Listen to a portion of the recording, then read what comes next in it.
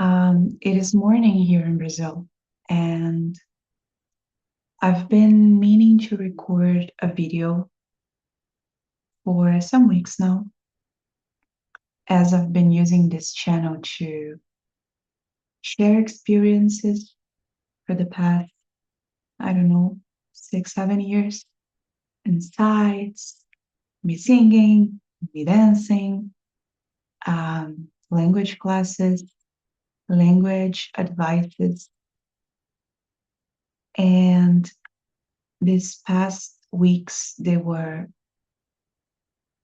awful, very difficult.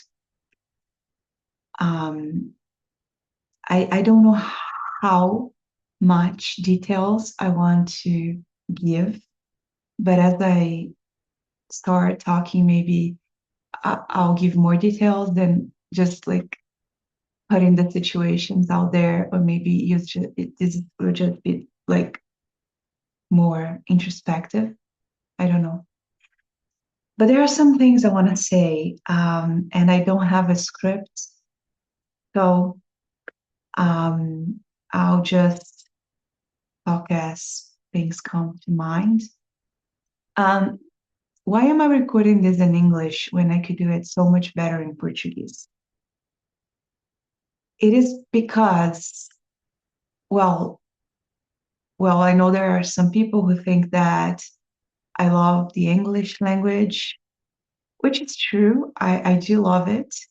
But if I'm being honest, I don't love it more than I love Spanish or Italian or French or even Portuguese. And it's not like a competition. It's just that I find the Latin languages more precise, more romantic. I don't know. I like how they sound. So, yeah, I do love English. But the reason why I express myself in English in this channel rather than in Portuguese, actually, I do have a podcast where I express myself in Portuguese. It's for my Portuguese students, and I do talk about a lot of personal stuff there. But the reason why I decide to record these audios or videos in English is because I feel like I can have a distance from what I feel and what is actually rational, if that makes sense. So you see me pause a lot of times when I'm speaking in English. And sometimes it might be because I'm translating from Portuguese, but sometimes, well, maybe it's because I really don't know how to say what I want to say. But sometimes it would just be me analyzing the situation from another angle. So actually doing that, and that's something that as a teacher I encourage my students to do, to record themselves speaking Portuguese.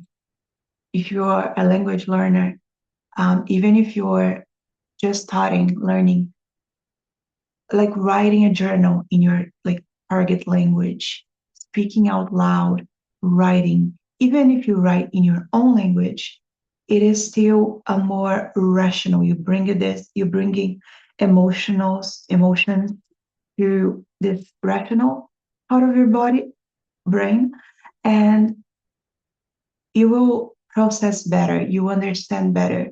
And yeah, so also because I come from a very small town, and most of these things are very, very private. And I don't care if I'm sharing, like for the world to see, I wouldn't mind sharing with my neighbor. But um, yeah, I don't know. I wouldn't want my mom to watch this. I think she has already a lot going on. I don't want her to worry. Also, I think she would ask a lot of questions. And it is interesting, right? How people perceive you in life. Because if you ask my mom about me, she would say that I'm very helpful, that I'm responsible. Well, depending on the day, she would tell you maybe some awful things about me. But it's interesting as even the people who are so close, they might not be able to see that inside us there is this whole like world of insecurities, of problems, of I don't know, um, sometimes really, really dark things, and they have no idea.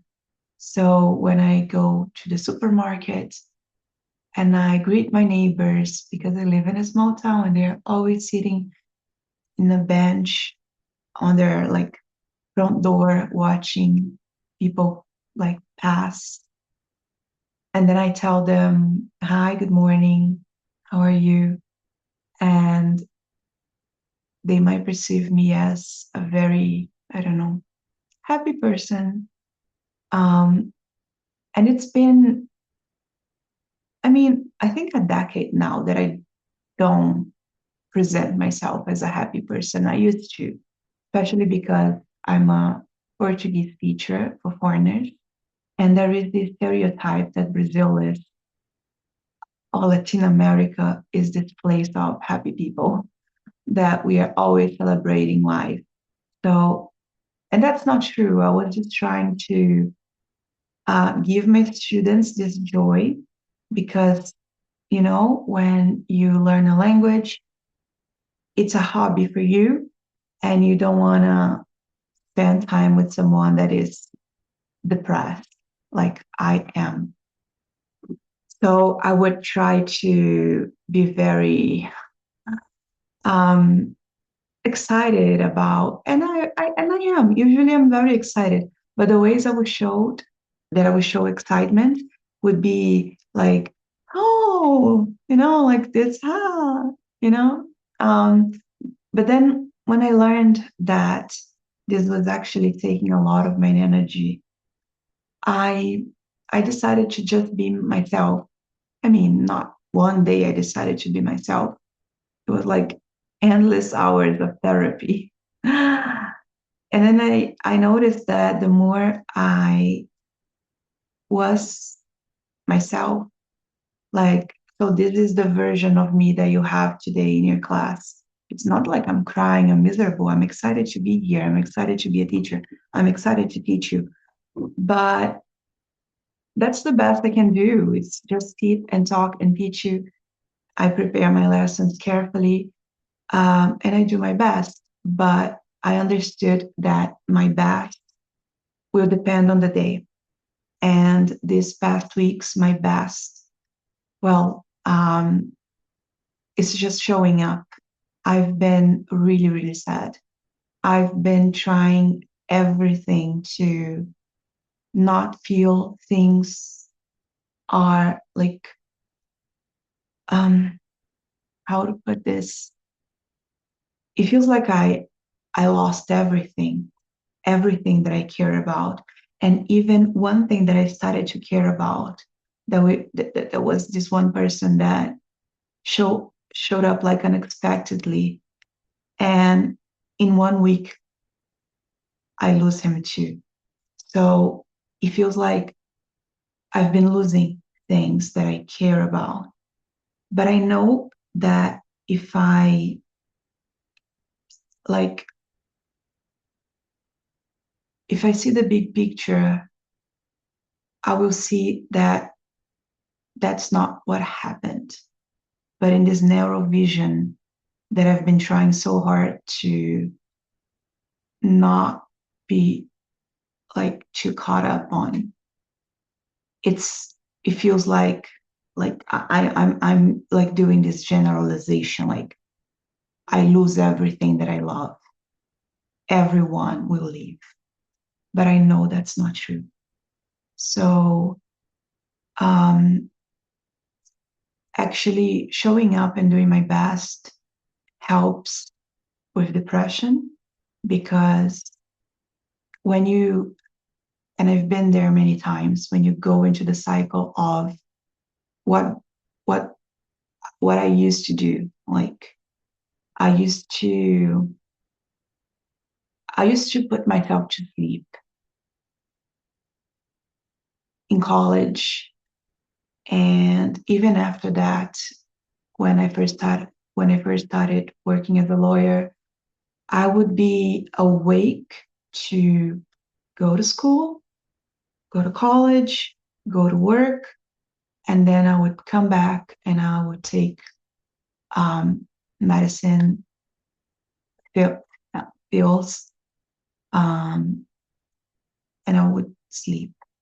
And that was actually how I dealt with eating disorder, sleeping. When I decided that I needed to fix my life, it was maybe 10 years ago. I decided that I wanted to be, I mean, if we are all going to die eventually, and I knew that I wasn't suicidal or anything, so I I had my cats. I had to live for them. Um, so I knew that if I was like going to keep living like a choice, I'm going to exist until the very end. So I decided that the only way that that would make sense would be trying to get some satisfaction, even if it's small. I would try my best to be better, to do better. And that's what I've been doing for the past 10 years. Um, Not always consistently, but at least for the past 2 years, I can say that I've been working on myself. I've been improving, and I've been more self aware of things. And I don't want to go back into the cycle of not waking up, sleeping through like days, not seeing sunlight, not talking to people, not teaching, not writing, because those things they make me alive. Or I mean, not alive, but they bring joy to this existence. Although I don't feel like I am a happy person, um, but I like to think that I'm on my way to something great. Who knows? Um, so this is my space. I wouldn't say that posing myself on the internet it's safe, but I have received messages in the past where people said that because they watched one of my videos, they decided to take lessons because I think they meant as a compliment, but most of them would say, "Oh, if you can do it, I can do it too." And then I thought, wow, it was that awful. It was an awful video, right? But yeah, if I can do it, you can do it too, for sure. Um, so other people have told me that because they watched the video where I talked about an issue, they realized that it doesn't have to be like a taboo, you know. I don't have topics that I don't talk. I would talk about anything, everything, with anyone. I don't know if with anyone, but there are not topics that are out of line. I mean, if it is like respectfully discussed, I will talk about anything. I'm not ashamed of my life. I made pieces with my childhood, um, the way my parents raised me, my traumas, my insecurities, I that I still have, that I'm still like trying to overcome. So it's just who I am. And I decided that it's better to be upfront with who you are for yourself. It's not for others, it's for myself. So that's why I quit lying 2 years ago. I I don't lie because I know that when I'm lying, and it's not because I respect people so much that I don't lie to them. No, no, no. It's that lying leads to depression because lying leads to more lies. Lying leads to remember. Lying leads to you thinking less of your self-worth. So I don't lie. And if I do lie, it's not that I quit lying and I never did lie in 2 years. But when I say a half true, or for me, lying, it is also not speaking up because I believe in being like brutally honest. So sometimes when I need to pick my battles because life it's complex and I cannot be speaking up about every cause everywhere. So sometimes when I just want to um, abstain from something and then I say I have true, that is not necessarily a lie per se, but I'll take back and I'll be like, no, actually, I will sometimes, even if it's I said if what I said was true, but later it it stops being true. And if it is a friend, if it is someone close to me, I'll just reach out and say, remember that I told you that this guy ghosted me. Actually, he didn't. So I imagined the thing. So there are some values. It was like in therapy that I learned that. And I think everybody should um, like make a list of their negotiables, like values. And the most important thing when you sit down and write everything that you hope to find in relationships or in life, like the turning point for me was when I sat and I wrote that I don't want lying in a relationship. I don't want non reciprocated feelings. I don't want to feel abandoned. Um, and other things.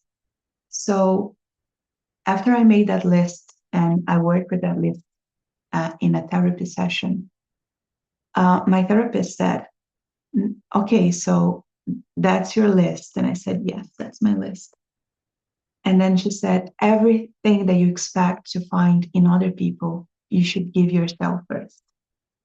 And that for me made me see, made me actually redo my list because I was thinking, wow, how can I expect that from someone if I'm incapable of doing this for me? Um, so how would how now it's changing, but I'm still not a priority to myself. My priority would be my cats, my mom who's sick, my brother. I'm not my own priority. So how could I expect someone to put me first if I don't do it for me? So I had to take that down because it's unfair, you know? Um, Other things as well. So when I made the list, I decided that some of those items I would have to give myself no matter what. And the abandonment issue was something very powerful to realize that every time someone, and I'm not saying that people are leaving me, it's just a feeling because once you have like a childhood trauma and it keeps repeating, you could perceive like anything as living as being abandoned. That was something that I noticed as well. Like sometimes it was not that at all. But for me, I was already like triggered by that. So I would see these actions in every situation. They are leaving me. I'm not worth. And then the storytelling, the self-talk, the negative self-talk would begin. Um, so after making the list, it became very clear that even if they do leave, even if I do lose everything, I still have me. And that's the thing that's making me go about this horrible weeks that I'm like going through. Like, ah, I still have me. That's like almost like a mantra. I won't leave myself. Although I'll be honest, I did take some medicine to sleep some days because the pain was so like strong. I just couldn't, but I'm not proud of it, but I had to. I got high even because reality was painful. I'm not proud of it, but we are talking about 2 days in 14 days. So the other days, I didn't abandon myself. So I'm proud of it. And I I met someone. I wanted to talk about this because I don't know how the future is going to be, but if it is how I feel it's going to be, I I lose this person. And I just also I'm so afraid of forgetting things. That is also another reason why I keep registers. I keep sometimes I will publish a video, then I'll realize how personal it was, and I'll um, make it private. But it's nice for me to look back because it feels like people they are coming and going, and then you meet wonderful people, but then they'll just go. So I like to rewatch videos like this. I have videos from like 6 years ago, 5 years ago, um, and I like to see what I was like, how I would think things or process things. So, for example, after my father passed and my mom had her accident that changed everything for me, there were videos that I watch and I feel like so happy for myself. Like I was just I didn't know how hard life would become, and I really feel compassion for me, and those videos help me see that my intentions come from a pure place. So even when the world tells me I'm wrong, when everybody um, say that I am this or that, I can watch some videos from the past and I can connect to the person I used to be then. And I know that I know me, I know myself. And that's something that, yeah, it took me quite a while to develop this level of, I don't know, friendship with myself. So that's why I want to mention this guy, because it was something really, really brief. And even though I don't want this to end, it might have already ended. But I just want to remember how it felt like when my world was falling apart, having him during those days, thinking about him, talking to him. And this is probably one of the reasons that um, things ended, because he was like this breath of fresh air in the middle of chaos. And talking to my therapist, um, they said that, yeah, it was the only good thing happening. So I wanted to have this beautiful thing instead of dealing with the reality of the situation. I I don't have much experience in loving relationships, or even in relationships when there's no love, like casual or whatever, because I've been like prioritizing my family. My father was sick for years. My mom, she had her things even before the accident. So I did have some people that I dated, but it was always difficult.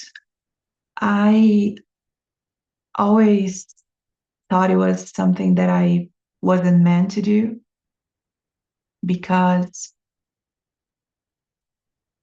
I mean, I think I could, there are different reasons for why those relationships didn't work, but I think immaturity of my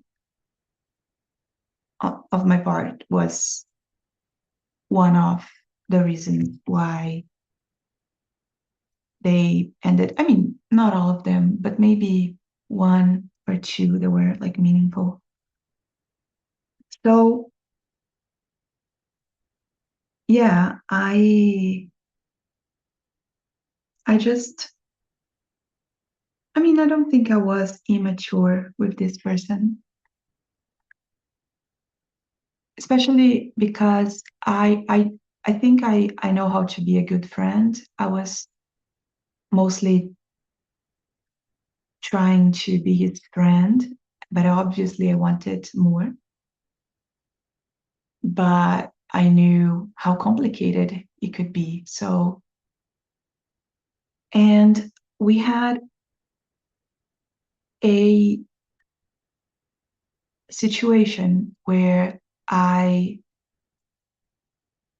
guess I misinterpret misinterpreted.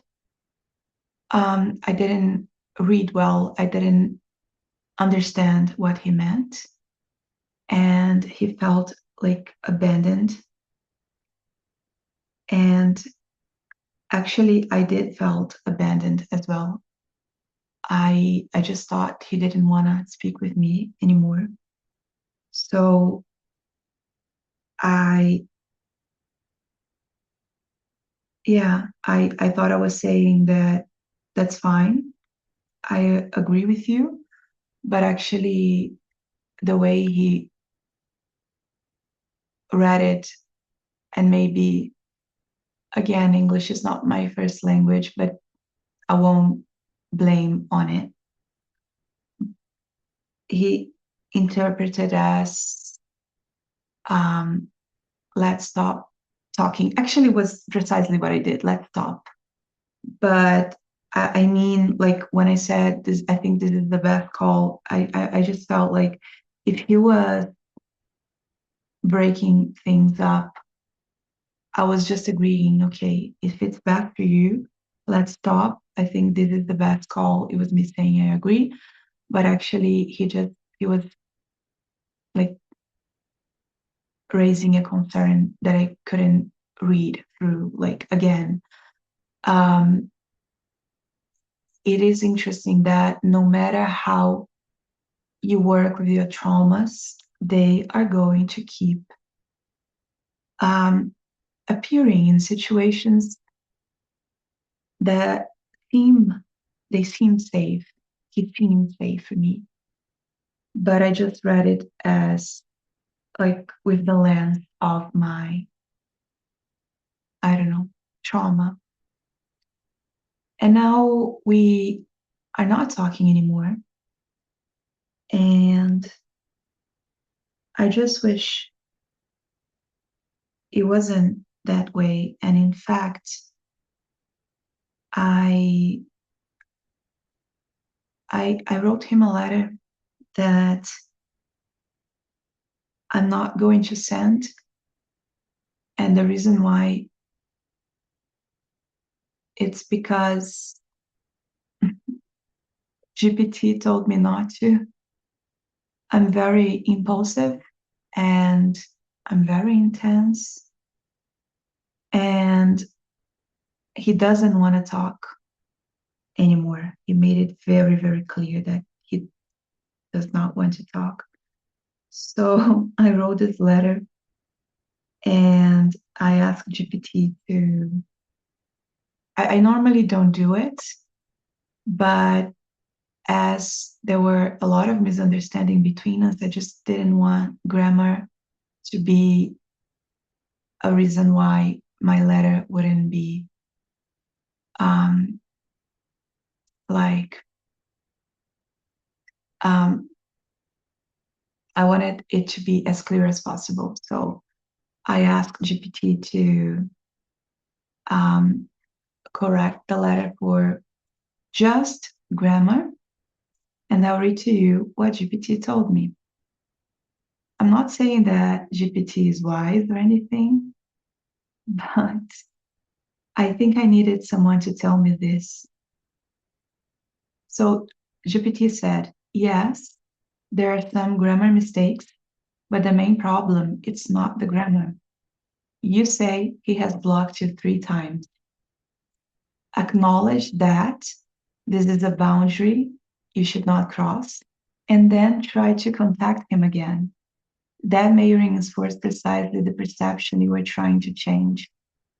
Phrases such as, I'm not a stalker, please don't hate me, I swear on my cat's lives, and I want you so badly in my bed and in my life, also make the message considerably more intense. I would not send this message. It is sincere, but it's very long, pleading, and focused on convincing him to reinterpret the situation after he has already ended contact. At this point, preserving your dignity means stopping, not finding better words. You can keep the long version as a private record of what you feel. The only remotely appropriate version would be a brief goodbye, but after 3 blocks, even sending this would not be advisable.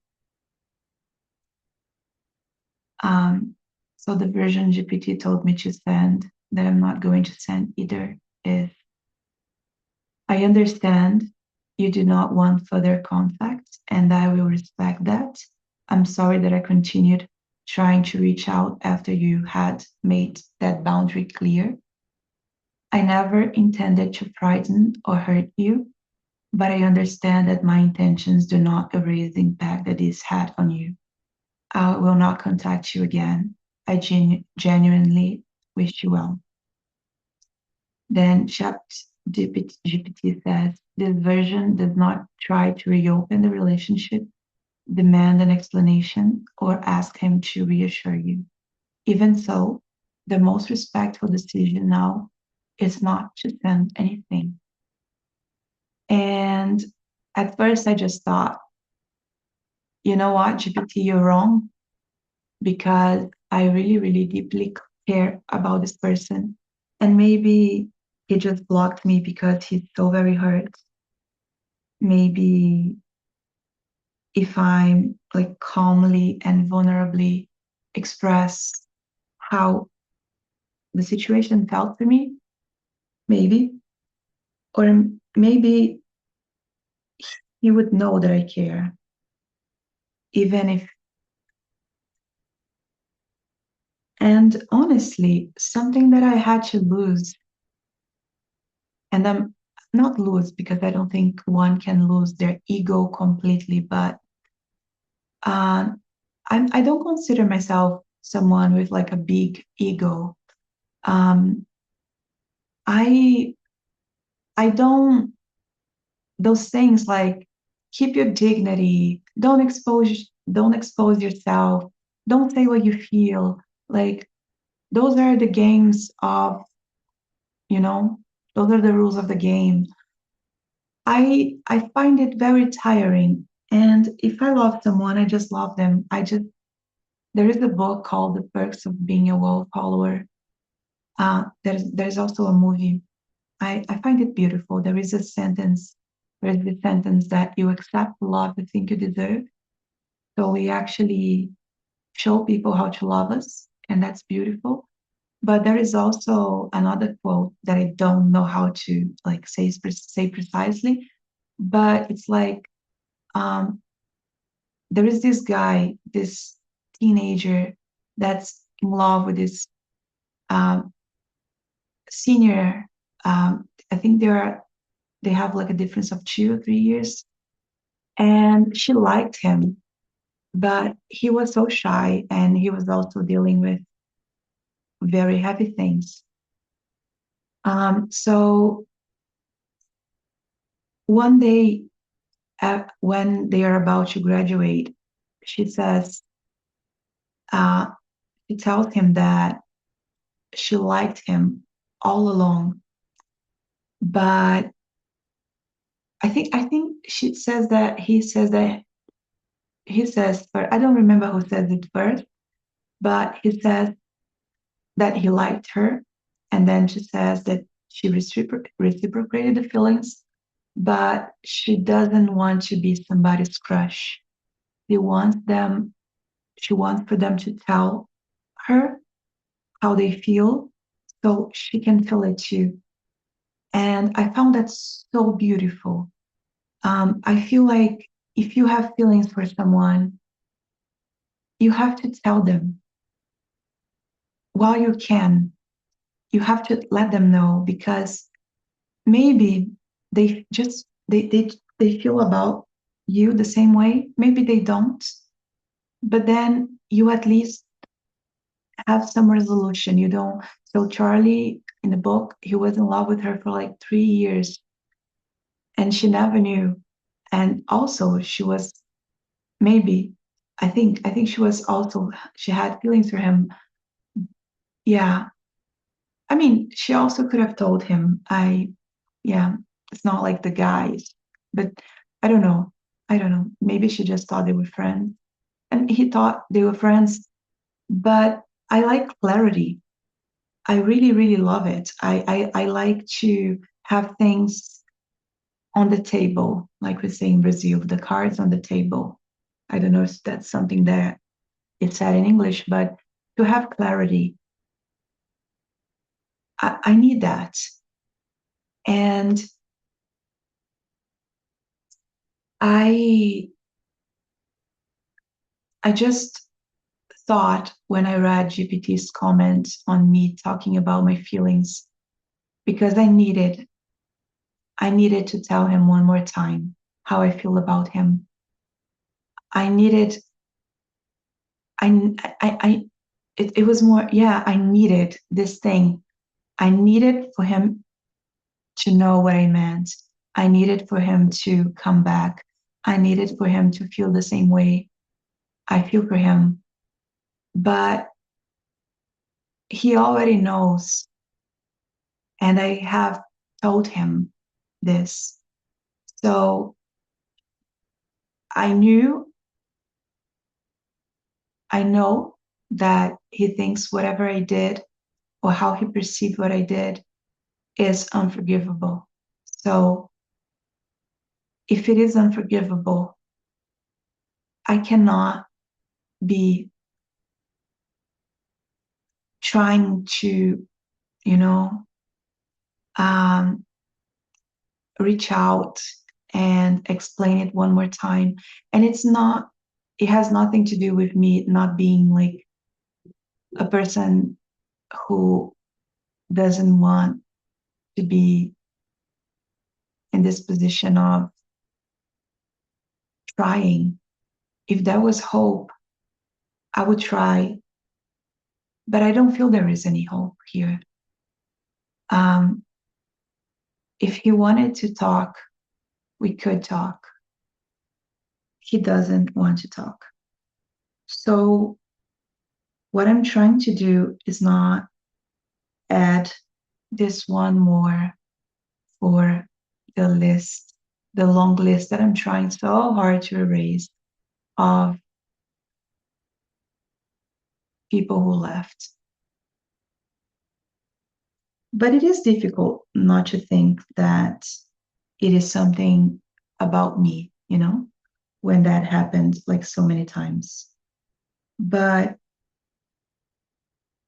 I'll give you, if there is anyone watching, I'll give you one advice of things that I do to make sure that I am in peace with myself. So, of course, therapy helps, getting to know yourself helps, but having those rules, like, I mean well. So even when I don't do well, like there are days that, so we have in my home, my mom, and she's bedridden, and we have caregivers here taking care of her. And sometimes I wake up, I'm late for class, I just need coffee. I don't want to engage in conversation, especially about, like huge decisions. Not huge, but oh, your mom doesn't want to eat, or she wants to change this and that. I just woke up. I just don't want to talk right now. So sometimes I can be very like direct, like say we talk about this later. And in the Brazilian culture, like to be that strict and that direct, it's not very polite. So I when I reflect at the end of the day about how the day went, what I did wrong, or what could have not wrong, but what could have been done better. And then I see, oh wow, I was a bit unpolite with this person. But then I forgive myself because I know that I didn't mean it. So, and maybe they didn't even perceive it that way most times. And if they did, I will just the next morning, I would say, oh, yesterday you tried to talk to me about that. Or later that day, like you tried to talk to me about the diet, my mom's diet, and I really appreciate you worrying that time I was late for class, and sometimes I'm going to be late for classes and I'll be running. And so that you can still try to talk to me, but I'll tell you that that's not the best moment to have that conversation. So knowing those things help me not to drown like in guilt. I am, of course, sad. I'll be sad for I don't know how long. But I think I always like to see things from like a constructive perspective. So there were like lessons to be learned in this brief connection that I had with this person. And it just makes me a bit disappointed, sad, and upset that it had to end the way it did because of a misunderstanding. But I also understand the extent of this misunderstanding because when we relive a situation, with a new person, it can reopen like old wounds. And it's not about that thing anymore. It becomes about something bigger. The proportions can be like unimaginable. So I understand that maybe it had to be this way. But if it hadn't, I think I would learn so much about intimacy, um, friendship, like companionship and love with this individual. And that's okay, you know? I mean, it's not okay, but um, I just um, I just hope he'll be okay. And I I have lots of things to figure out regarding the events of the past 2 weeks. I am a bit hopeful that I will be all right. I don't know why I feel that I'm able to deal with these changes, but maybe it's just because I don't know, I have done with other changes that were very like huge and I survived. So maybe I'll survive this too. Maybe I'll record another video to let you know if I did survive. Anyway, thank you for watching. I'll see you in the next video in the future.